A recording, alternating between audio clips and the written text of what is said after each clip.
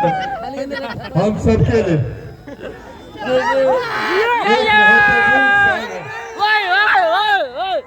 इस साल के महत्व को हम सबको समझना जरूरी है।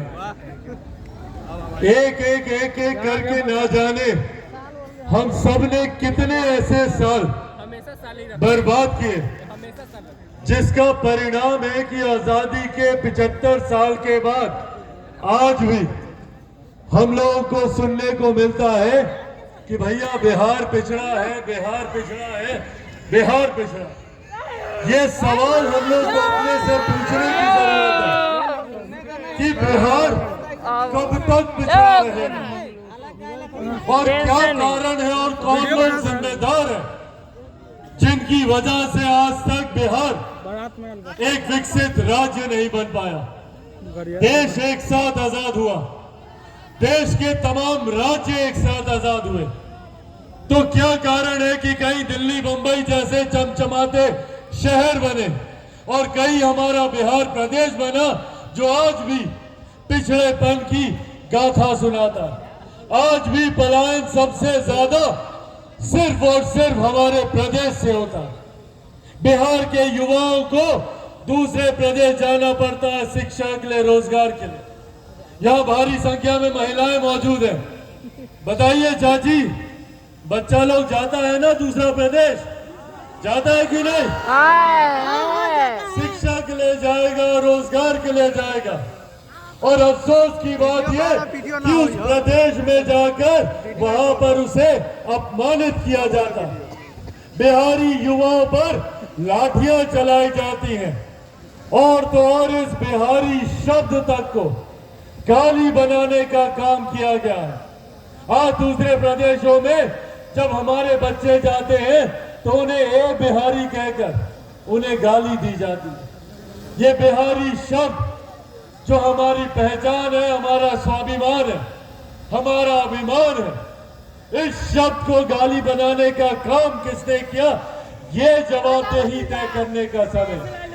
क्यों जरूरत पड़ती है आज भी हमारी महिलाओं को, बुजुर्गों को दिल्ली में जाते एम्स के सामने लाइन लगाकर खड़े रहते हैं डॉक्टर से मुलाकात करने के लिए?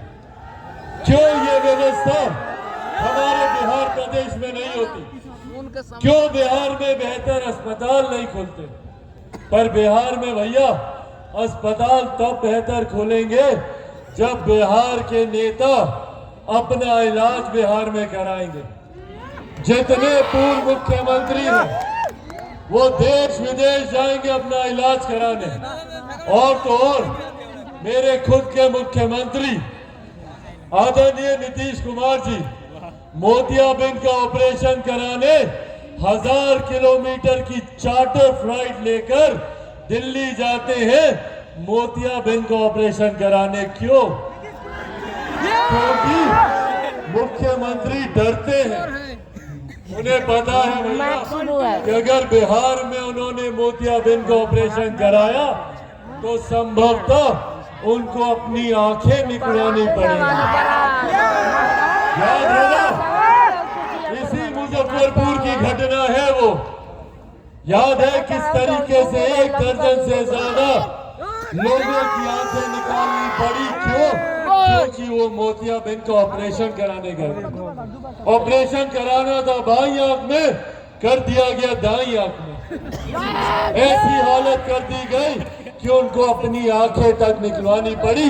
ये है बिहार की स्वास्थ्य व्यवस्था और हम लोग दशकों से देखते आ रहे हैं। इसी व्यवस्था को दशकों से देखते आ रहे। ना जाने पिछली कितनी पीढ़ियों ने अपना पूरा जीवन समर्पित कर दिया एक विकसित बिहार की सोच में, उसके निर्माण में। मेरे खुद के नेता, मेरे पिता आदरणीय रामविलास पासवान जी ने अपने जीवन के अंतिम क्षण तक वो इसी दिशा में प्रयासरत रहे कि कैसे अपने देश, अपने प्रदेश के लोगों को विकास की राह से जोड़ा जाए।